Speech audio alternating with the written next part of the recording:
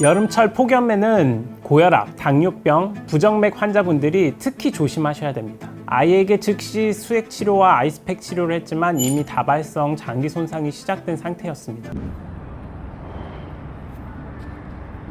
여러분들이 아시는 대표적인 수능 금지곡들 있으시죠? 링링동부터 아파트까지. 그런데 여름철에는 의사들의 금지곡이 있습니다. 바로 핫썸머인데요. 더우니까 기운 없고 당연히 어지러운 거 아니야? 이렇게 넘겼다가 사망까지 이르는 질환이 있기 때문입니다. 바로 여름철 온열 질환입니다. 2024년 온열 질환자만 약 3,700명이라고 알려져 있는데요. 2023년보다 무려 31%나 증가한 수치라고 합니다. 그리고 올해도 기록적인 폭염이 다시 예고되고 있는데요. 제가 매년 느끼는 건 더위가 시작되는 순간 응급실 분위기가 확 바뀐다는 겁니다. 어제까지 멀쩡하던 분들이 하루아침에 구조대원에게 실려 오시는 걸 보는 순간 의사인 저도 온열 질환이 얼마나 무서운 건지 다시 실감하게 되거든요. 무심코 지나친 더위가 여러분의 건강을 충분히 위협할 수 있습니다. 제가 그동안 병원에서 근무하면서 기억에 남는 환자들이 있는데요. 한 분은 30대 초반이셨는데 야외 작업을 하시다가 현장에서 갑자기 열사병 증세로 쓰러져 오셨습니다. 당시 기록된 걸 보니 약 3만 보 가까운 보행을 했다고 나오더라고요. 의료진이 전원 붙어서 할 수 있는 조치는 모두 했지만 이미 손을 쓸 수 없는 상태였습니다. 또 제가 직접 보진 못했지만 동료 의사에게 들었던 건 부모님이 잠시 볼일을 보고 오신다고 아이를 30분 정도 차량 안에 두고 간 상황이었는데요. 밖 기온이 32도쯤 됐지만 차 안은 순식간에 50도 가까이 온도가 오르면서 아이가 호흡이 불규칙해져서 응급실로 실려왔습니다.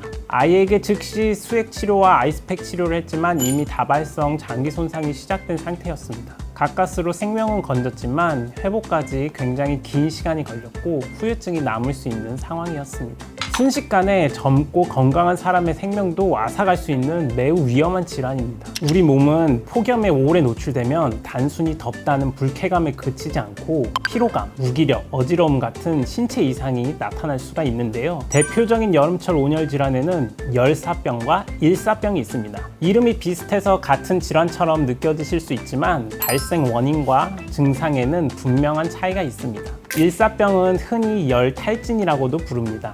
무더운 환경에서 오랜 시간 머물면서 충분한 수분과 염분을 섭취하지 못했을 때 발생합니다. 체온은 상승하지만 대개 40도 미만이며 피부는 차고 축축하게 젖어 있고 얼굴이 창백해 보이는 경우도 많습니다. 대표적인 증상으로는 일시적인 현기증, 정신혼란, 두통, 메스꺼움, 구토 등이 있으며 방치할 경우 열사병으로 악화될 수 있습니다. 열사병은 온열 질환 중 가장 위험한 단계로 체온을 조절하는 신경계가 열 자극을 견디지 못해 기능을 상실한 상태입니다.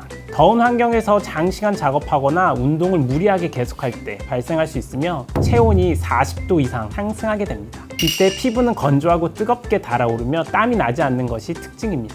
대표적인 증상으로는 빠르고 강한 맥박, 심한 두통, 오한, 저혈압, 메스꺼움, 어지러움 등이 나타날 수 있으며 심할 경우 다발성 장기 손상이나 의식장애, 혼수 상태로 이어질 수 있으며 치사율이 매우 높은 온열 질환 중에서도 가장 위험한 형태라고 할 수 있습니다. 이 이외에도 열실시는 혈관이 확장돼 일시적으로 뇌로 가는 피가 부족해 의식을 잃을 수 있는데요. 주로 앉아있거나 누워있는 상태에서 갑자기 일어나거나 오래 서 있을 때 발생합니다. 열부종은 운동이나 작업 후에 주로 다리 쪽에 경련과 통증이 오는 증상이며 열발진은 땀관이나 땀관 구멍의 일부가 막혀 땀이 원활히 표피로 배출되지 못하고 축적되어 작은 발진과 물집이 발생하는 질환입니다.